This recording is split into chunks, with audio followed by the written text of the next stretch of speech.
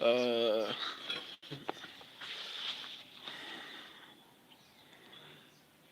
hi everyone. This is a new setup.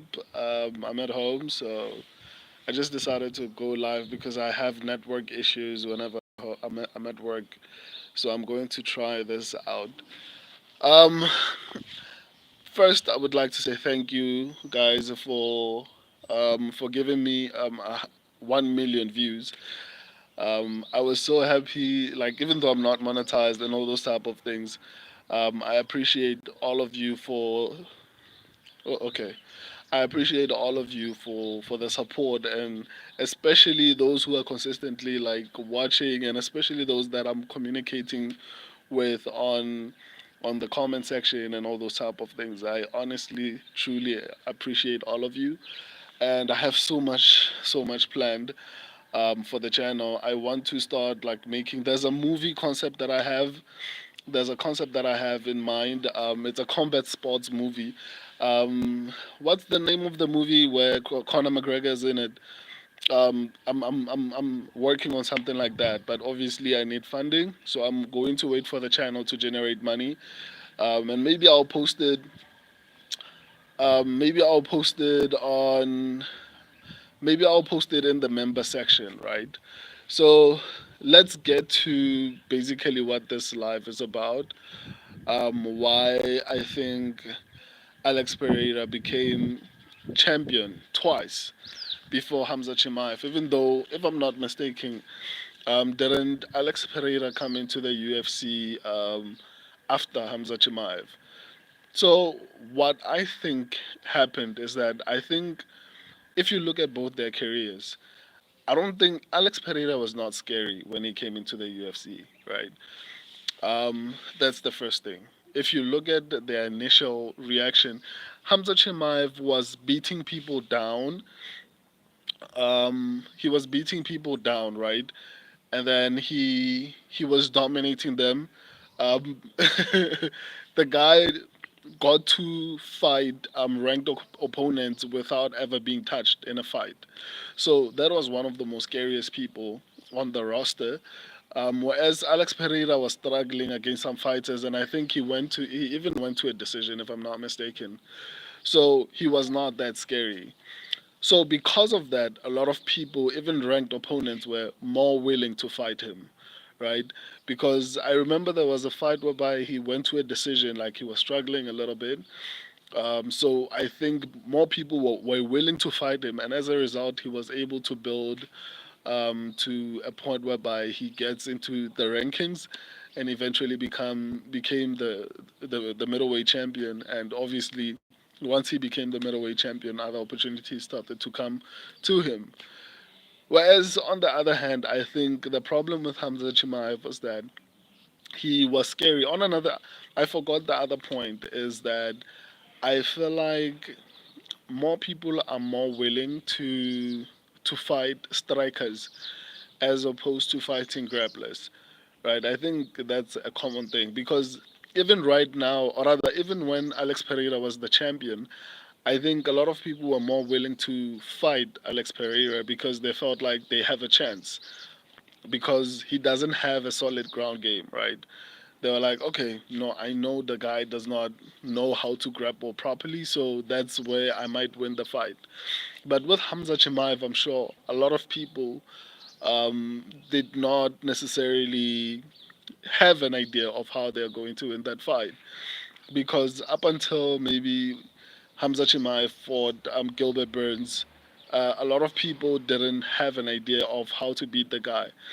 And even after fighting Gilbert Burns, um, yeah, I think it was still scary because you could see even the comments and everything like that, and the fight was extremely high paced. So it was incredibly intimidating. And I still, in my personal opinion, obviously, I'm not a fighter, but even after seeing what he did to Kamaru Usman, I feel like he is one of the most dangerous people. Obviously, an argument can be made that he is mainly dangerous in the first round.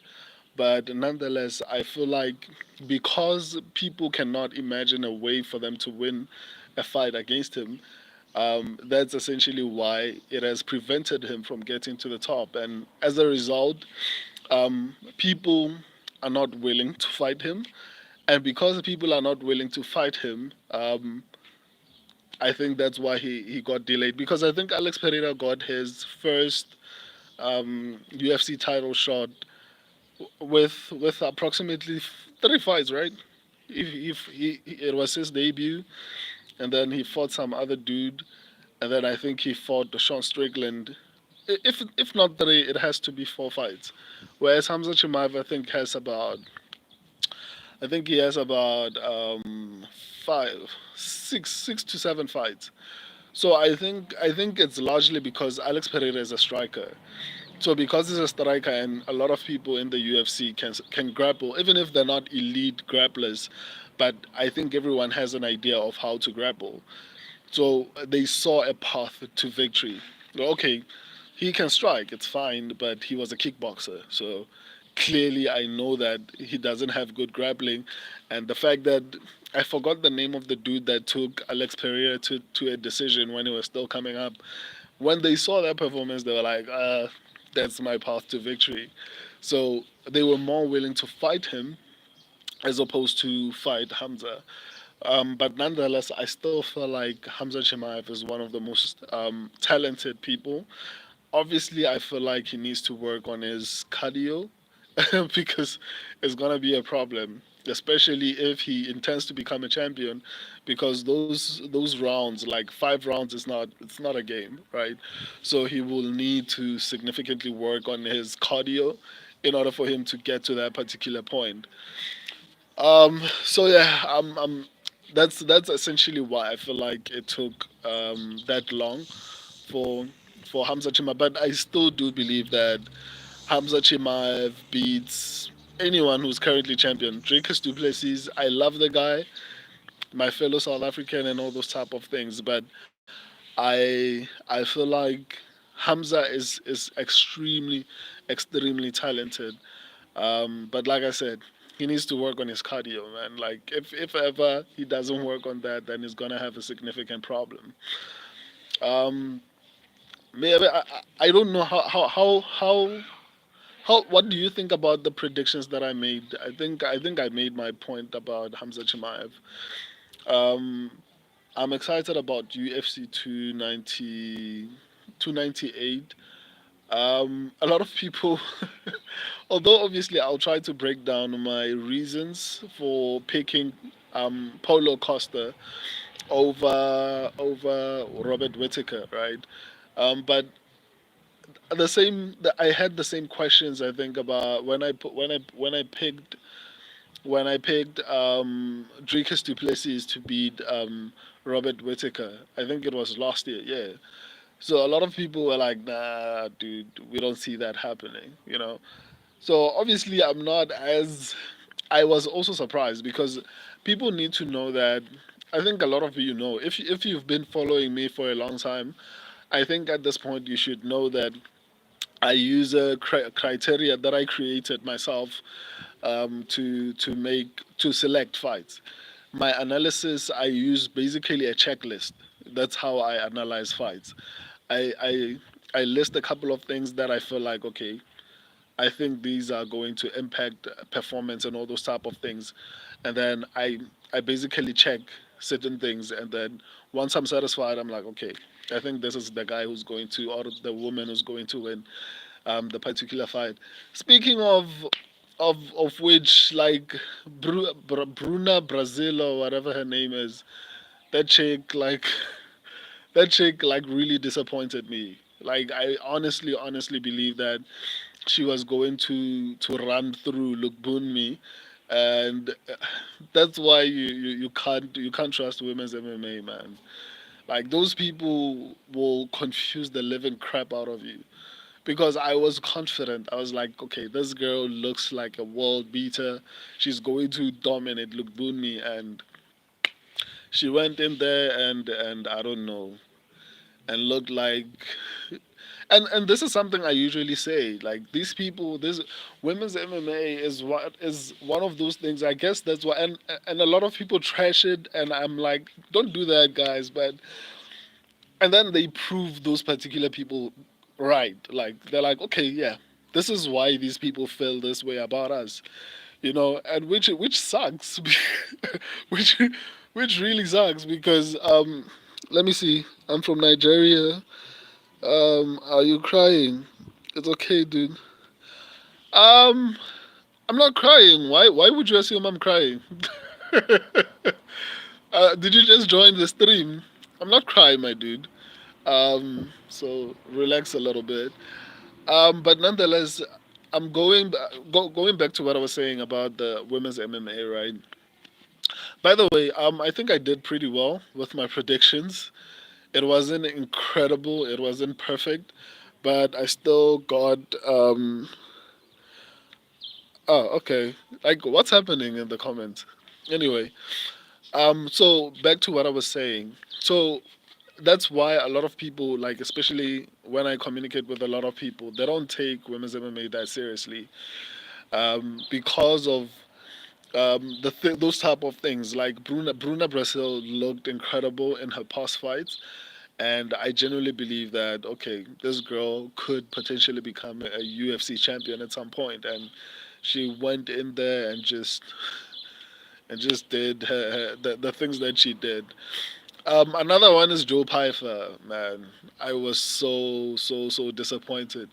He looked incredible in the first round, and just I feel like he just gave up from that point on, because I'm he won the second round, but I mean Jag started to take over, and I don't feel like Jag is a good fighter in my personal opinion. I don't think he is, but still, Joe Pyfer managed to actually beat him for by not Joe Pyfer, Jack Hermansson actually managed to beat him, which is shocking, like incredibly shocking to me. I honestly didn't see that coming. But a lot of the fights that I got wrong, I think it's not bad because I feel like um, those that I got wrong were close split decisions, or rather close decisions essentially. I'm not happy about it, but yeah. What other fight? Um, B2, tell me. I don't understand. Swiss, I don't understand. Go watch something else. Oh, thank you, man. I appreciate the support in the comment section because, like, I'm trying to get my thoughts out and actually have a conversation with you. Even though, obviously, the title is Alex Pereira and Khamzat Chimaev. I'm done with that. I've spoken about it. And right now, I'm trying to go through everything. The guy made me forget. The guy made me forget. I can't do little miss. Like, what's wrong with you? Like, you came into the comment section to cause violence. Like, what's wrong? Why are you fighting? Like, everyone is happy. Yeah. Like, why are you fighting? Anyway, um, it made me forget what I was talking about, which was my pick for UFC 298. I'm picking Costa over Robert Whitaker. So I think better didn't I get through that? As I was saying at that particular point in time, I use a criteria whereby I have a couple of checklists. So I've recently tried to improve it in order to make sure that my predictions are as accurate as possible. So I think people need to remember also that my channel just turned 1 year this year, right? My channel, Alhamdulillah, brother from New Zealand. Hi, from New Zealand. I'm glad to have so many people from different places. So in any case, I I did so many things to ensure that my predictions are as accurate as possible. My channel is only like 1 year old at this point. I started it around this time last year. Actually, it was 24 February, somewhere there. Um, so because of that, my channel is still, in its infancy stages. So with that being said, I'm constantly trying to improve my predictions and all these type of things. So, but nonetheless, I'll try to explain my pick of Costa over Robert Whittaker next week Friday, right? Usually I do these lives at work because I like the lighting, I like the background and all those type of things, but the internet is horrible. So you wouldn't even be able to watch me this long. So that's something I'm trying to figure out because I enjoy doing these lives and talking to you. Um, IMAX David Tour is supreme. I'm not sure who David Tour is, man. Can you please tell me who that is?